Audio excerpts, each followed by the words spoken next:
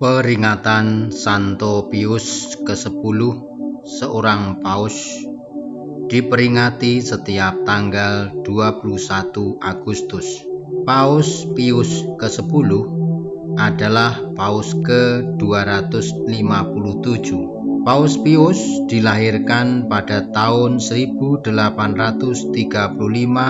di Reise, Italia, dan diberi nama Giuseppe Sarto.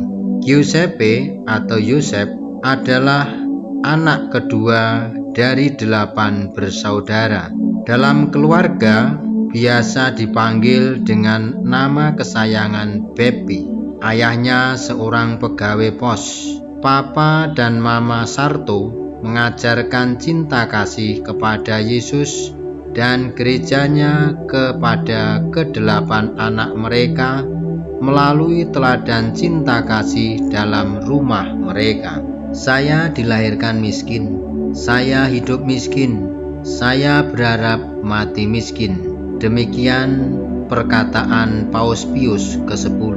Melebihi segalanya, Giuseppe ingin menyerahkan hidupnya untuk membawa banyak orang ke surga. Giuseppe sangat rindu menjadi seorang imam, dan untuk itu Giuseppe dan keluarganya harus banyak berkorban karena Giuseppe dapat bersekolah di seminari. Hal itu bukan menjadi masalah baginya. Giuseppe bahkan biasa berjalan bermil-mil jauhnya dengan kaki telanjang ke sekolah agar sepatunya yang satu-satunya itu jangan sampai rusak. Ketika usianya 23 tahun, Giuseppe ditahbiskan menjadi seorang imam.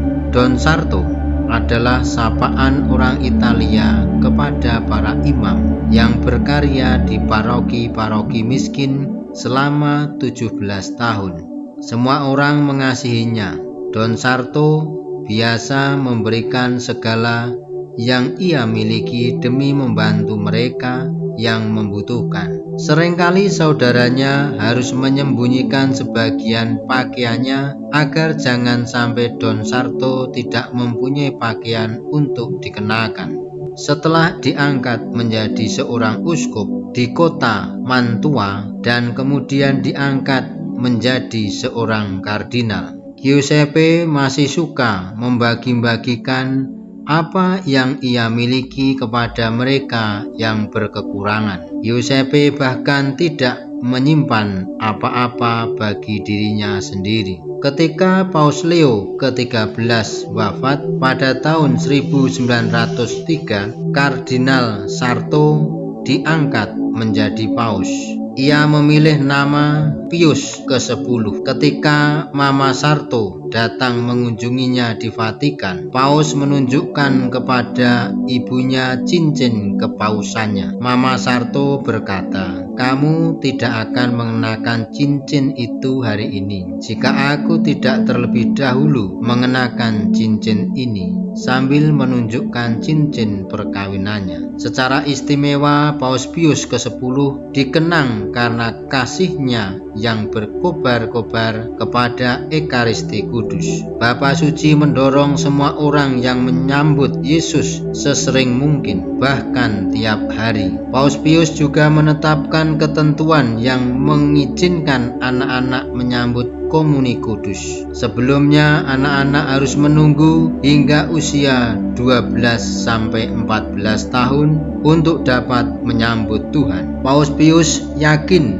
bahwa Komuni Kudus memberi kekuatan yang diperlukan untuk melakukan segala sesuatu demi kasih kepada Yesus. Paus Pius ke-10 percaya dengan teguh dan amat mencintai iman Katolik. Paus Pius menghendaki setiap orang Katolik mengenal dan mencintai keindahan kebenaran ajaran iman Katolik. Paus Pius amat sangat peduli pada tiap-tiap orang mengenai kebutuhan rohani maupun kebutuhan jasmaninya. Paus Pius mendorong para imam dan para katekis untuk membantu orang untuk mengenal iman mereka. Paus Pius mengerahkan banyak upaya untuk memperbaharui liturgi. Sepanjang hidupnya, Paus Pius tertarik pada musik-musik sakral dan mendorong digunakannya lagu-lagu Gregorian di setiap paroki. Namun demikian, Paus Pius menjelaskan bahwa ia beranggapan usaha untuk menggantikan segala bentuk musik gereja lainnya dengan lagu Gregorian tidaklah dikehendaki. Paus Pius mendorong digunakannya juga komposisi modern dalam liturgi, selama komposisi modern ini memenuhi standar musik liturgi gereja. Paus Pius ke-10 juga merevisi ibadat harian gereja. Ketika pecah Perang Dunia Pertama, Paus Pius merasa amat menderita. Paus Pius tahu bahwa akan ada banyak orang yang terbunuh. Paus Pius mengatakan, "Aku akan dengan senang hati menyerahkan nyawaku demi menyelamatkan anak-anakku yang malang dari penderitaan yang mengerikan ini."